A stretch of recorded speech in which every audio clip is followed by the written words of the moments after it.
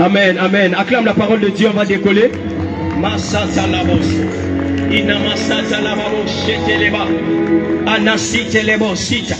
Ici, nous voyons un homme de 38 ans qui était malade. Cet homme a fait 38 ans en étant malade. Mais cet homme n'était pas chez lui à la maison. Quelqu'un me suit? Cet homme était hors de sa maison. Et cet homme était près d'une piscine qu'on pouvait appeler en hébreu Bethesda. Amen. Et cet homme est resté là-bas pendant 38 ans. Il n'y avait personne pour le jeter dans l'eau. Cet homme pouvait attendre le mouvement de l'eau pour tomber dans l'eau et être guéri. Mais malgré ça, cet homme ne pouvait pas tomber dans l'eau. Pourquoi? Parce qu'il était paralytique. Amen. Amen. Il était paralytique et il ne pouvait pas avoir la force pour tomber dans l'eau. Mais comprenez avec moi, je vais éplucher les révélations vite fait. Dans le verset 3, la Bible dit, sur cette portique était couché un grand nombre de malades, des aveugles, des boiteux, des paralytiques, qui attendaient quoi? Le mouvement de l'eau. Cet homme pour être guéri, il fallait tomber dans l'eau. En d'autres termes, il fallait qu'il y ait un mouvement prophétique de l'eau pour que l'homme tombe. Or, il était en train d'attendre l'eau, cet homme pouvait attendre le mouvement de l'eau. Mais dans le verset 3, homme de Dieu, la Bible souligne ceci, que cet homme attendait le mouvement de l'eau pour être guéri. Voilà pourquoi Jésus, qui est la prophétie prophétisée, était en train de venir. Il a dit, ainsi que tu attends le mouvement de l'eau, l'eau s'est faite chair. L'eau est venue faire le malade. L'eau est venue dire, lève-toi, pose ton lit et marche. Le problème c'est quoi? C'est que cet homme attendait le schéma qu'il a eu à étudier à l'école. Il faut que l'eau bouge pour que je tombe. Or que l'eau s'est déguisée en la personne de Jésus. L'eau est venue et dit, c'est moi l'eau de la vie. L'eau a dit, lève-toi pour ton lit quoi? Lève-toi pour ton lit quoi? Cet homme attendait le miracle. Mais ce jour-là, le miracle lui-même s'est invité. Je prophétise et je déclare que de la même manière que tu es en train d'entendre le son de ma voix, en ma qualité d'évangéliste par le manteau prophétique de mes pères, je prie avant même de t'imposer les mains, là où tu es, Christ te guérit, lui-même il s'invite. C'est que Christ s'invite lui-même, avant que tu l'invites, lui-même il vient te visiter. Pourquoi? Parce que la Bible dit, lorsque Dieu a créé les cieux et la terre, la Bible souligne des précisions, il a vu que toutes choses étaient... Toutes choses étaient quoi?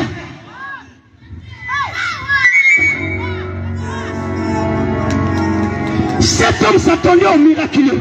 Mais ce jour-là, Jésus a dit, je m'invite, ceux qu'on m'invite. Alors que le premier miracle de la Bible, on a invité Jésus pour aller transformer l'eau en vin. Il a dit non, cette fois-ci je m'invite. Ton corps tellement tué, on t'a tellement critiqué, on t'a tellement humilié. Où est le Dieu que tu pries chaque 4 heures? Je m'invite.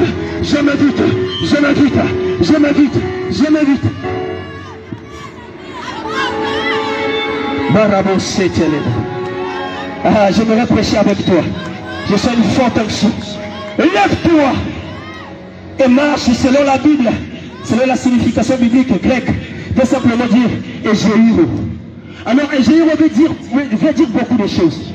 Égéiro veut dire réveiller, faire lever, réveiller du sommeil, s'éveiller, se réveiller du sommeil de la mort, revenir à la vie, encore faire lever d'un lit, d'un siège, mais aussi rentrer en action.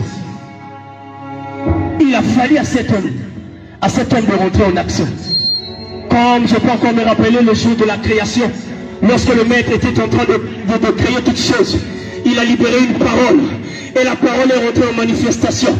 Il a dit que la lumière soit, et la lumière vit. Il demande à l'homme, prends ton lit, lève-toi et marche. Mais maître, je n'ai pas de béquilles pour marcher. Comment je vais me lever? Il a dit, prends ton lit et marche. Pourquoi prends ton lit? Parce que le lit est une personne qui te soutient dans les moments difficiles. Le lit est une personne, quand tout le monde te donne le dos, le lit reste là. Le lit reste fidèle. Voilà pourquoi Jésus dit, prends ton lit, va avec. Le lit est une manière de dire, Il était là quand ça chauffait. Il était là quand ça n'allait pas. Il m'a supporté l'odeur des problèmes. Jésus va te guérir ce soir. Je ne prêche pas un Jésus paralytique. L'impossible n'est pas le nom de Jésus. Le possible est le nom de famille de Jésus. Jésus, ce nom de famille, c'est possible. Et je vais annoncer à toi qui entends le son de ma voix.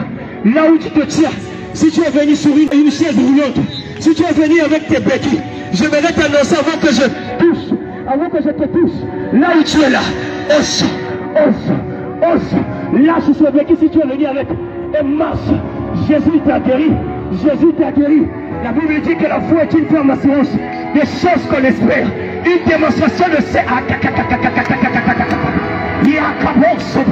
Une démonstration de choses. Cet homme attendait le miracle. Mais le miracle s'est invité. Nous allons prêcher même si à la nuit, le son de ma voix sera entendu. Il dit lève-toi et marche. À la bouche. Lève-toi et marche est un acte spirituel qui provoque le surnaturel de Dieu par la foi. Est un acte spirituel qui provoque le surnaturel de Dieu par la foi. Parce que Christ, pour te guérir, il demande la permission par la foi. Car sans la foi, il n'y a pas d'action. Car c'est par la foi que tu peux rentrer en action.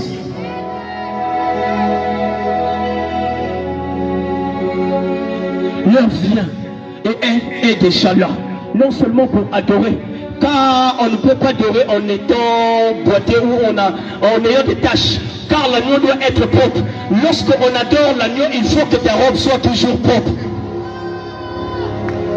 C'est-à-dire, quand on emmenait l'agneau dans le temple pour sacrifier, pour offrir en adoration, on ne pouvait pas emmener un agneau qui avait des taches, qui avait un problème, qui pouvait boiter.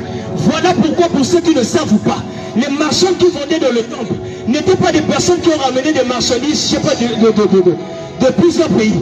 Mais c'était des personnes qui avaient compris une chose que tout le monde ne pouvait pas comprendre. C'était quoi?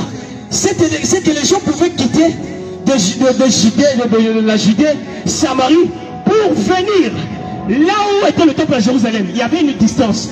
Et du coup, l'agneau qui pouvait en train de transporter pouvait avoir des défauts, pouvait avoir mal. Or qu'on ne pouvait pas sacrifier un agneau avec défaut. Et ils arrivaient devant, ils laissaient ça devant. Voilà pourquoi ceux qui étaient dans les alentours de Jérusalem pouvaient maintenant emmener des agneaux. C'est-à-dire des gens pouvaient quitter loin et venir devant le temple sans offrande. Ils payent seulement, ils vont les sacrifier. Amen. Et cela les a gardés devant l'église au point où leur vie de prière n'était plus ça. Les choses de Dieu n'étaient plus ça. Et c'était le business. C'était un défaut. Mais tu ne peux pas être un agneau ou bien célébrer la Pâque en étant tel que tu es là. Tu dois être guéri. Tu dois être propre. Tu dois être sauvé. La Pâque n'est pas pour tout le monde. La Pâque, Jésus a institué cela pour les nés de nouveau. Mais comment tu veux manger l'agneau sans être agneau? Et tu ne m'as pas compris. Jésus dit, mangez ceci, homme de Dieu destin. Mangez ceci. Ceci est mon corps. Buvez ceci. Ceci est quoi? Mon sang. Jésus, nous ne sommes pas des cannibales, mais comment nous pouvons manger ton corps et boire ton sang?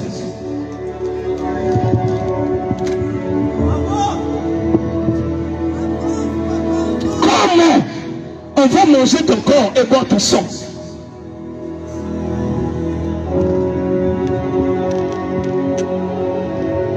Comment? La Pâque ne peut pas être célébrée pour tout le monde. L'institution a été donnée quand ils étaient à tous dans la chambre. La Pâque concerne des intimes. Tu peux célébrer la Pâque, mais si tu n'as pas Jésus, tu n'as pas célébré. C'est comme si tu as célébré Halloween. Quelqu'un me suit?